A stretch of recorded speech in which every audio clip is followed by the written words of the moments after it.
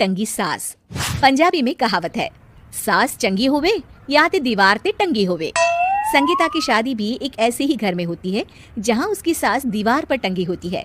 ससुर और पति शादी के पहले दिन उसे सास के फोटो के सामने ले जाते हैं, जहां ससुर जी कहते हैं, बेटा बेटा संगीता, ये तुम्हारी सास थी, बहुत नेक और भली, लेकिन थोड़ी गुस्सैल थी। गुस्सा आने पर सब तहस नहस कर देती थी, पर अब ये इस दुनिया में नहीं है। हाँ संगीता, माँ होती तो तुम इनकी कोई बात टाल नहीं सकती थी, वरना तो माँ घर में भूचाल ले आती।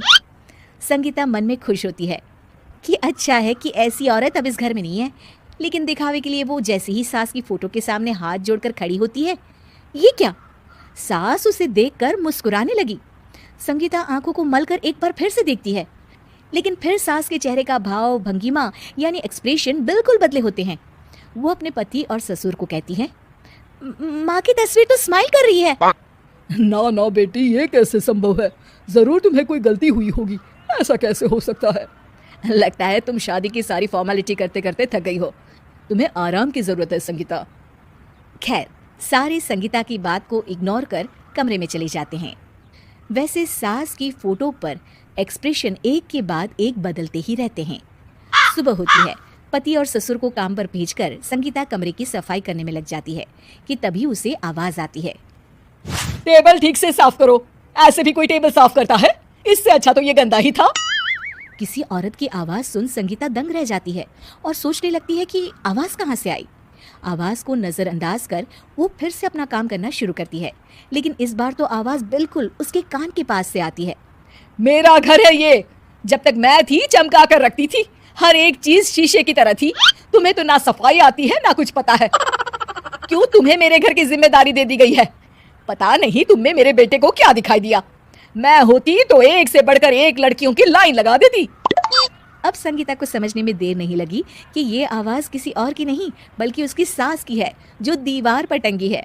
वो उसके पास जाती है और कहती है, नमस्ते सासू माँ, मुझे तो कल ही लग रहा था कि दीवार में कुछ काला है। वो दीवार नहीं, दाल होती है पगली। सही पकड़े हैं सासू माँ। तो क्या हो गया आपको जो आप यहाँ भी चैन से नहीं बैठी हैं? सुना मैंने आपका व्यवहार काफी गुस्से वाला था। चुप रह तू, ज्यादा बकर बकर ना कर। घर का काम करना तो आता नहीं, आई है मुझसे बहस करने। हाँ देखिए सासू माँ, मैं आपसे साफ साफ कह देती हूँ, मुझसे पंगा लेने की कोशिश मत करिएगा। तभी पीछे से संगीता का पति आता है। अरे संगीता, किससे बात कर रही हो? कौन है वहाँ? संगीता की सास की फोटो फिर से पहले जैसी हो जाती है। आपकी माँ से कह रही थी कि मुझे काम करना आता।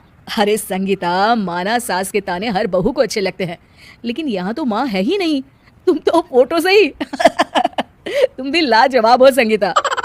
किसी को विश्वास नहीं होता कि संगीता अपनी मरी हुई सास की फोटो से बात करती है।